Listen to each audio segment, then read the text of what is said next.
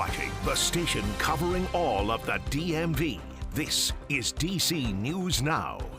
Good afternoon. Happy Friday. Thank you for joining us for DC News Now at noon. I'm Tosin Fakile in for Mark Hall. It is a DMV first warn day again today with rain and storms expected as the day moves on. Meteorologist Damon Matson joining us now for the latest check of our forecast. Damon, happy Friday. What are we in for to kick off the weekend? Well, Tosin, it's the same story, just a different day. We're trying to get to the weekend as all folks, but Mother Nature seems to have other plans. We're looking at the possibility of more heavy rainfall and strong storms. Now, this is not for the entire viewing area, but there are certain sections that are more likely than not going to deal with the possibility of flooding rain and those stronger storms. And I'm talking much of northern Virginia out toward the eastern panhandle of West Virginia and far western Maryland. That is exactly where we have a flood watch yet again. This round goes until midnight, so stretching from Prince William and Stafford counties,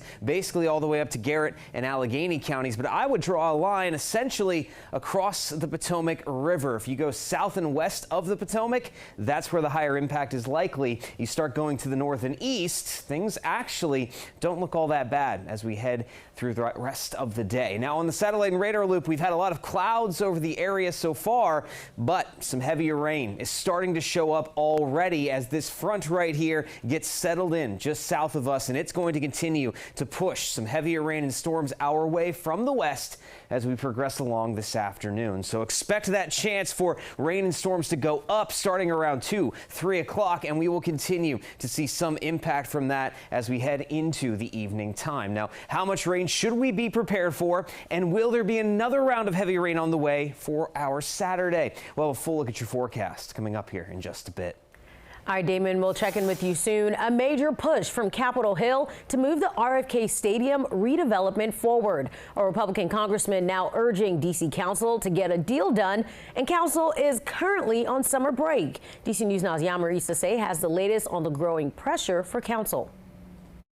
Yeah, now this is the letter sent by House Oversight Chair James Comer, basically urging the D.C. Council to hurry up and act fast when it comes to the redevelopment for RFK Stadium. Now, although the council will be out in August for break, he says they need to stop delaying and start deciding. Now, the letter was actually sent to Chair Phil Mendelson. Comer says it's time for city leaders to act. Now, Comer reminded the council that Congress already transferred control of the RFK Stadium site, expecting local lawmakers to move quickly on the redevelopment. And the $3.7 billion plan would bring the Washington Commanders back to the district after decades of being in Maryland.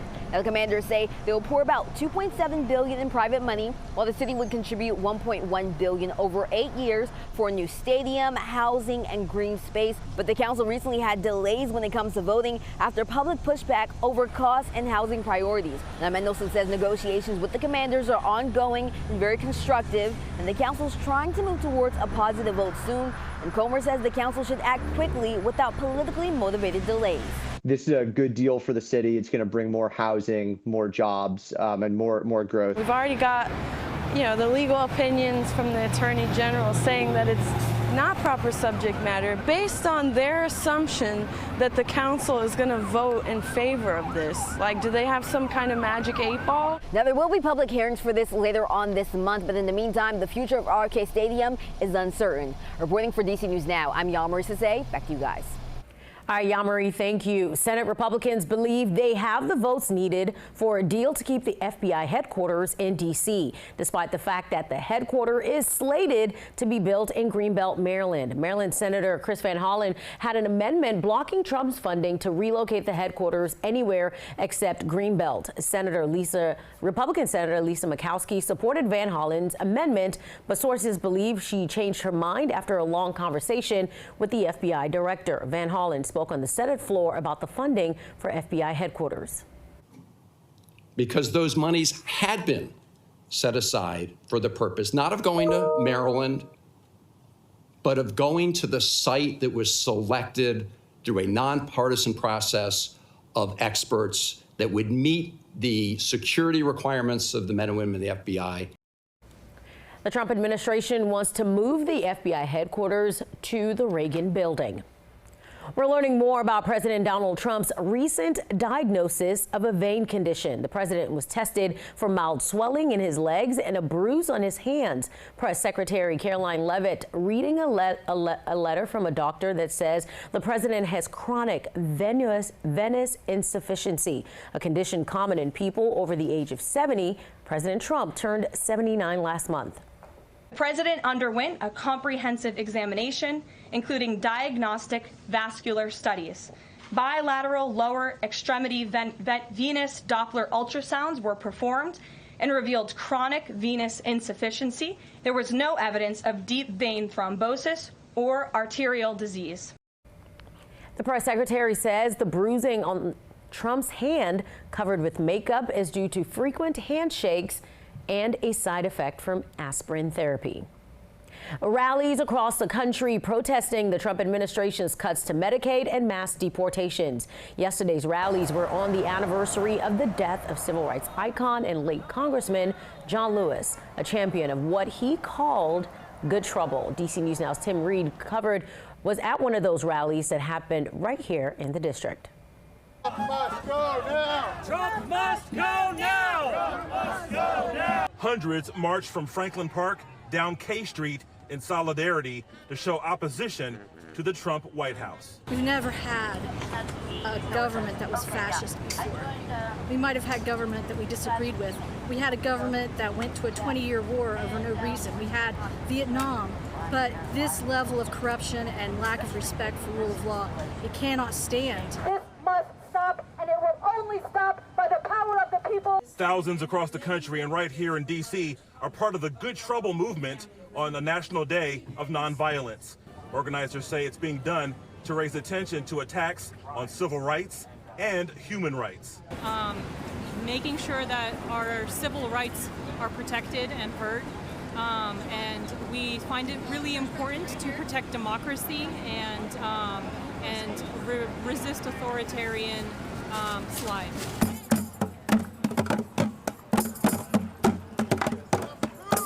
Here at Franklin Park, many held up signs in protest, letting the government know they are fighting back. It's important for us to have our voices heard today because it's still a fight going on. And I feel like people need to be reminded of the fact that there's still a fight going on. Because we have people from all different walks of life, you know, and everybody is in agreement that we are not happy with the way that this America project is going.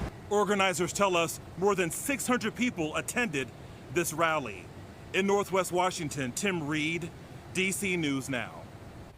ICE officials will soon have access to personal information for about 80 million people on Medicaid. The Associated Press reports ICE agents will be able to get Social Security numbers and home addresses. It's seen as the latest efforts from the Trump administration to find people who may not be living legally in the United States. But undocumented immigrants are largely not eligible for the federal health insurance program, which is for low-income children and adults. To Maryland, deputies arrested a man they say had nearly 400 grams of cocaine in the car. Dante Sean Allen was pulled over on Route 340 for an equipment violation. The deputy says while doing a scan, a canine alerted them of the suspected cocaine. Deputies say the drugs were packed into multiple bags. Allen faces multiple drug charges. He's being held without bond. Happening today, new curfew zone for kids and teens in the U Street corridor. That goes into effect this evening. Police have expanded it to the area shaded in yellow. Now, starting tonight at 8 o'clock through Sunday, kids 17 and younger cannot gather in groups. The extended curfew zone rolls into the citywide curfew, which is every night from 11 till 6 in the morning. Citywide curfew continues through the end of August. 8, 5, 6, 7, 8, 1 and 2, 3, 4, 5. Yep, the best I've seen since Future didn't do it.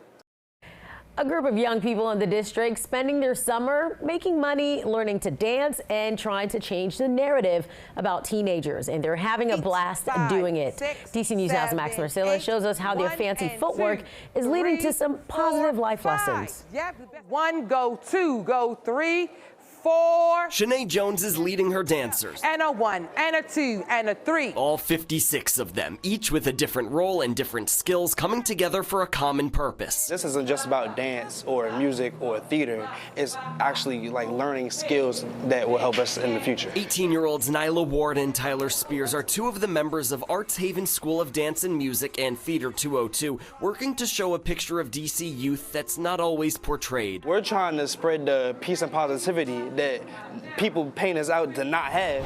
As the city implements a youth curfew, these young performers, ranging in age from 7 to 24, are bringing joy to neighborhoods across the district. Today's stage, The Wharf. They take these performances seriously. They have to. It's their job. This program is a part of DC's youth employment program. It's really expensive anyways to get that type of training in general, but we're getting paid to do it. But money is only a small part of it. Do it again. That's late. It's about work ethic, life lessons. They're going to be real with you. Singing in theater is learning how to speak out and use your actual voice and not like being soft and shy. So when I see them embracing each other, hugging each other, or talking it out with one another, that just makes my heart melt. Because you don't get many teens that actually can talk it out.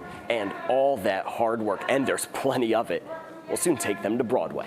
We're dancing in Times Square in New York. Next week, thanks to donations, this group is traveling to Dance in the Street in New York, plus tickets to see the Broadway hit Hamilton. Here we go. As these district natives work to change the narrative, our group really shows what we can do. They hope others will see them the way they see each other. These are my people. They get me, they understand me. I don't know if half of these kids want to even perform in real life, but I know at the end of the day, when they leave here with smiling faces, I have done my work. In Southwest Washington, Max Marcella, DC News Now.